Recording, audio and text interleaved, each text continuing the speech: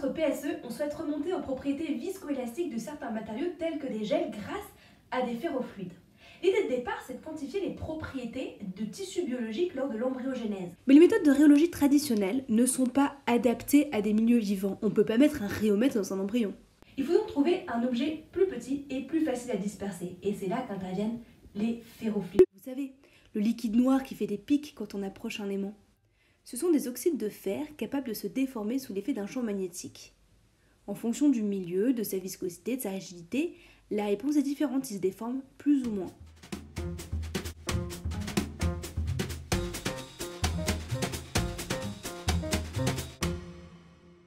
Notre projet a donc été de calibrer cette méthode de mesure avec un milieu modèle qu'on maîtrise bien, à savoir un hydrogel.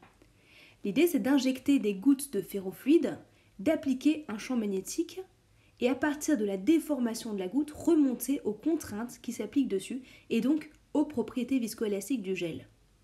Mais qu'est-ce qu'on entend par propriété viscoélastique ? Premièrement, la viscosité, c'est-à-dire comment le fluide s'écoute-t-il. Ce qui définit un fluide visqueux, c'est que la contrainte varie linéairement avec le taux de déformation epsilon point. Deuxièmement, le module Young caractérise la dureté du matériau. C'est beaucoup plus facile de plier une règle en plastique qu'une règle en acier. Et pour les solides, la contrainte varie linéairement avec la déformation. Notre gel, il est ni vraiment solide ni vraiment liquide, c'est un fluide viscoélastique.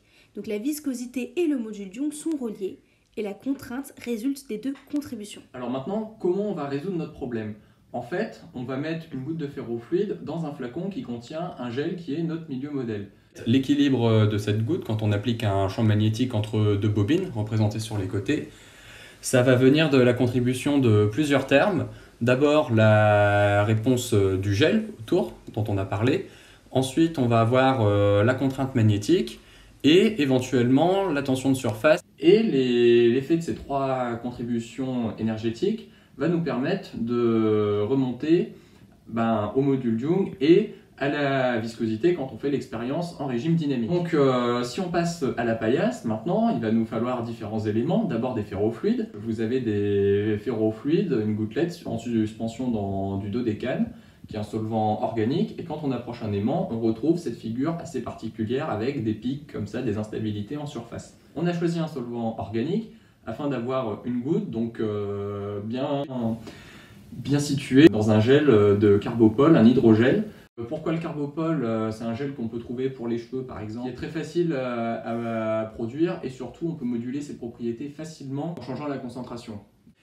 Vient un montage d'injection qui est présenté ici, donc qui nous permettait d'avoir des gouttelettes jolies, assez rondes pour éviter de mesurer des propriétés qui n'étaient pas liées à une déformation magnétique, mais qui étaient juste des erreurs d'injection. Et donc on place ces flacons-là dans notre montage au milieu des bobines. À l'aide des caméras qui sont placées au-dessus des flacons de gel, on peut effectuer des captures d'écran et à l'aide du logiciel Imagy proposer des contours pour les gouttes que l'on enregistre. Donc à gauche, on a l'image d'une goutte totalement sphérique en l'absence de champ magnétique, et à droite, l'image d'une goutte déformée qui se rapproche d'une forme d'ellipse. Donc nous allons discuter, on a choisi l'ellipse arbitrairement, mais bien évidemment, c'est source d'incertitude.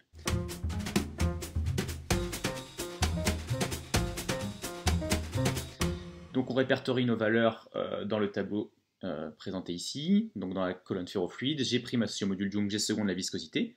En parallèle, nous avons effectué des mesures à l'aide d'un rhéomètre qu'on considérera comme les valeurs de base et qu'on va donc comparer avec notre modèle de ferrofluide qu'on a employé. Donc ceci pour des gels, un gel à 0,3% et un gel à 0,4%. On remarque qu'en ordre de grandeur, les résultats sont quand même très proches et plutôt intéressants. Donc pour conclure, on peut considérer que nos résultats sont prometteurs car le modèle employé est plutôt simple et les calculs ont été effectués en loi d'échelle. Cependant, pour aller plus loin, il y a plusieurs sources d'erreurs et d'incertitudes, notamment le fait que les ellipses sont imparfaites, donc on pourrait modifier un peu la forme des ellipses pour voir. Le centrage de l'échantillon n'est pas évident à gérer parce qu'en fonction du centrage, le champ magnétique peut varier. La tension de surface a été négligée. Et enfin, la perméabilité relative du ferrofluide est une grandeur qui, elle aussi, a une certaine incertitude parce qu'elle n'est pas purement tabulée. Et la page de remerciement pour toutes les personnes qui ont contribué à notre PSE et que nous remercions. Merci beaucoup.